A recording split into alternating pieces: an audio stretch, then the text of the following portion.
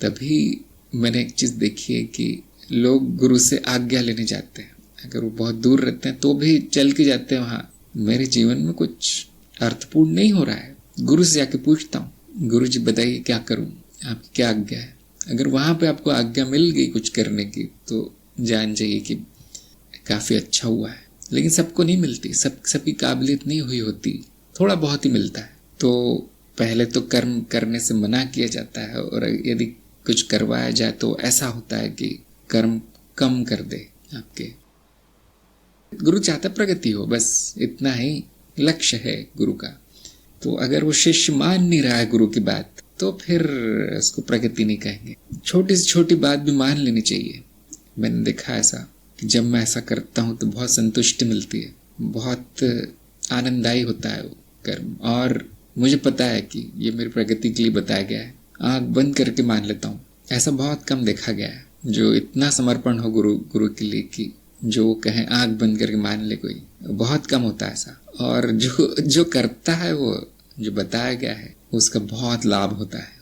अक्सर तो यही कहा जाता है कि ये मत करना वो मत करना है, कम किए जाते हैं उसे कर्म, बढ़ाए नहीं जाते कभी। तो जो शिष्य यदि बोझ ले रहा हो कर्मों का गुरु के कहने के बाद भी, निर्देश के बाद भी, तो फिर वो शिष्य कैसा हो गया वो उसका तो कोई मार्ग नहीं, वो तो गुरु भी नाम के लिए बना रखा है। जैसे लोग कहते हैं ना, ये कोई बड़ा नाम ले लेते हैं, ये मेरे गुरु है। हाँ ठीक है, लेकिन उनकी आज्ञा क्या है, उनकी शिक्षा क्या है? नहीं, उन्होंने ऐसा कहा था अपने जीवन में, 1000 साल पुराना कोई गुरु ले लेते हैं, वैसा कहा था, लेकिन कर रहे हो तुम, नहीं मुझे बहुत पसंद है।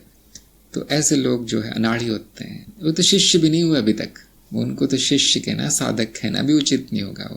वो तो थोड़ा बहुत आकर्षण हुआ है आध्यात्मिक तरफ, लेकिन मार्ग पकड़ा नहीं है।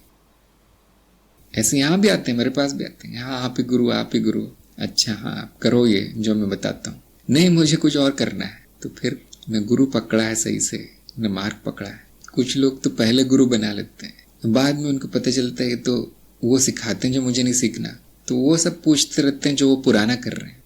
अब ये बात सच है कि गुरु में हर गुरु है, लेकिन थोड़ा सा प्रायोगिक भी, प्रैक्टिकल व्यवहारिक रूप से भी देखा जाए तो संभव नहीं है हर तरह के मार्ग सिखाना, खिचड़ी बन जाती है उससे, फिर क्या प्रगति होगी।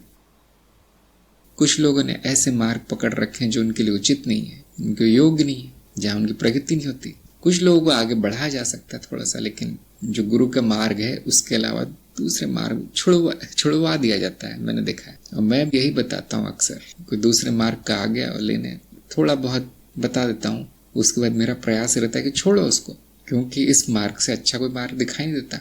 कुछ लोगों को ज्ञान मार्ग ही छुड़वा दिया जाता है क्योंकि वो उनके लिए उचित नहीं है। तो वहां पर भी लोग निर्देश मानने से इनकार कर देते हैं, नहीं मैं तो चलूंगा। तो ठीक है, फिर प्रगति नहीं होगी, फिर चलते रहो, जहां भी जा रहे हो दिशाहीन होगा फिर।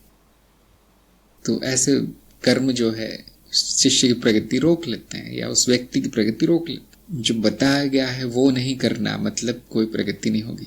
अब क्योंकि कलयुग है, कुछ लोग जो इसका गलत फायदा उठाते हैं, वो देखते हैं कि शिष्यों की प्रवृत्ति ये होती कि जो चाहो जो बताओ कर देते हैं, जो मांगो ला के दे देते हैं। तो कुछ जो गुरु हैं इसका फायदा उठाते हैं, शोषण करते हैं शिष्यों का, और फिर उनको गुरु कहना उचित नहीं होगा, वो पाखंडी है, नकली गुरु है।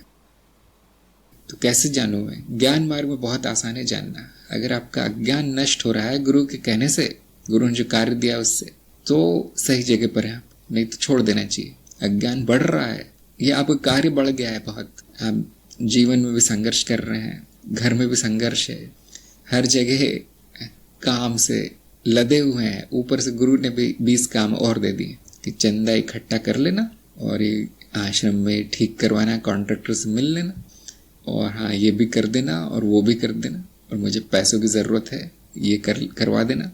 अब आपका अज्ञान वैसा का वैसा ही है, आपके जीवन में कोई प्रगति नहीं है, संसार भी अजीब सा ही चल रहा है। और ये गुरुजी और आ गए हैं आपके जीवन में जो कम करने की जगह बढ़ा रहे हैं कर्म को। गुरु का कार्य कर्म कम करना, वो बढ़ा रहे हैं, तब वो आपके लिए सही जगह नहीं है।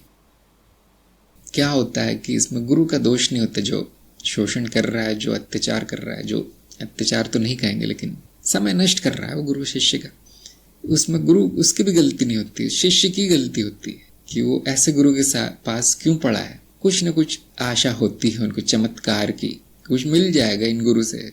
सुना है कि बहुत बड़े हैं, शायद परीक्षा ले रहे होंगे। और तो होता है कभी कभी परीक्षा ली जाती है, लेकिन अगर वो कई वर्षों तक वही चल रहा है तो फिर वो परीक्षा नहीं है। फिर परीक्षा 1-2 दिन ली जा सकती है कि वो इस लायक है भी या नहीं। परीक्षा ले करके ही गुरु कुछ बताता है। तो यदि ऐसा कुछ नहीं है तो बुद्धिमान व्यक्ति को समझ जाना चाहिए कि अब न गुरु मेरा है, न ज्ञान, न मार्ग मेरा है, यहाँ प्रगति नहीं हो रही।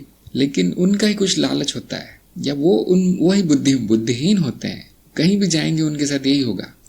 तो जब तक वो पूरी तरह सीख नहीं जाते, शिक्षा नहीं मिल जाती उनको कि हाँ मैं गलत जगह फंस गया था, गलत गुरु के चक्कर में पड़ गया था, ये गलत मार्ग में था, वहाँ यही करवाया जाता है, तो अब मुझे पसंद नहीं आ रहा, तो छोड़ देना चाहिए तुरंत।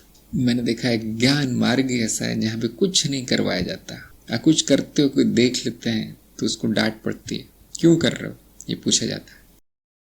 क्योंकि जो असली गुरु है वो जानता है कि इसलिए कुछ नहीं करना पड़ता। ज्ञान मार्ग में ज्ञान देने के लिए और ज्ञान लेने के लिए कुछ भी नहीं करना पड़ता, कर्म नहीं करना पड़ता। यहाँ पे बुद्धि प्रधान है, बुद्धि का ही कर्म है बस, और कोई कर्म नहीं। और बाद में वो भी बंद करवा दिया जाता है। ज्यादा प्रश्न आने लगे, खत्म करो अब ये प्रश्न, ये जितना जान गए हो उसी में मनन करो, उस ज्ञान में रहना है, चेतनावस्था में रहना है। उसके बाद वो बुद्धि को बंद करवा दिया जाता है, क्योंकि वो तो कहीं ले नहीं जा रही बुद्धि। ज्ञान संपूर्ण हो गया है, अब उसको चला के फायदा नहीं है। और वो व्यक्ति कुछ कर भी नहीं रहा है, न ज्ञान दान कर रहा है, न कुछ प्रयास कर रहा है, तो अब वहां बुद्धि चला के क्या फायदा। वो तो ऐसी कार की तरह जो बस पड़ी है, कहीं चलती नहीं, इंजन चल रहा है बस तेज शोर। तो ऐसे व्यक्ति को तो कार्य दे दिया जाता है, बुद्धि ज्यादा चल रही है, चलो यहाँ चला दो, फिर तो बुद्धि की शांति होती है, उसमें जो ऊर्जा बची है वो खप जाती है सही जगह पर, या फिर उसको शांत अवस्था में आने को कहा जाता है। तो अगर प्रश्न है तो बहुत अच्छी बात है, जो नए नए शुरू करते हैं उनको प्रश्न होते हैं। लेकिन कई वर्ष हो गए ज्ञान मार्ग पे, फिर भी प्रश्न ही प्रश्न है। अब कैसा ज्ञान हुआ है उसको, अभी भी गुरु की गोदी में बैठता है, वो कैसा ज्ञानी है। फिर एक ज्ञान मार्ग ही है जहाँ पे गुरु सब कुछ देता है, एक भी शब्द अपने पास नहीं रखता, और उसके बाद भी यदि शिष्य निर्भर है गुरु पे तो फिर प्रगति नहीं हुई, ज्ञान नहीं हुआ। ये ज्ञान मार्ग में देखा जाता है। शिष्य गुरु के कभी कभी ऊपर पहुंच जाता है, ज्यादा सेवा करता है, ज्यादा कार्य करता है, और जब गुरु देखता है हाँ ऐसा हो रहा है, तो हाँ अब गुरु को रिटायर होने का मौका मिल जाता है, तो अपने भी कर्म समाप्त कर लेता है।